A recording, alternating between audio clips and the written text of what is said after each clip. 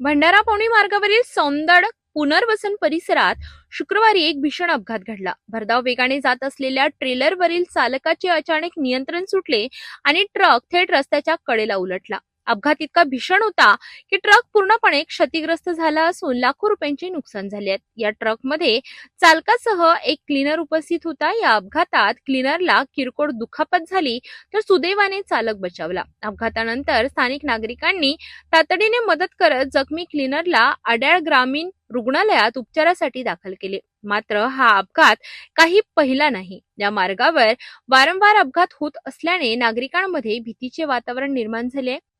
वेगावर कोणतेही नियंत्रण नाही, सुरक्षा उपाययोजना अपुऱ्या आहेत आणि प्रशासनाकडून सतत दुर्लक्ष होत असल्याचा आरोप स्थानिक नागरिक करीत आहेत। ग्रामस्थांचा संताप स्पष्ट आहे। मोठी दुर्घटना झाली तर जबाबदार कोण? भंडारा पवनी मार्ग आता अपघातांचा हॉटस्पॉट बनत चालला असून प्रशासनाने तातडीने उपाययोजना कराव्यात, वाहन वेग नियंत्रण व कडक कारवाई करावी अशी जोरदार मागणी नागरिकांकडून केली जात आहे।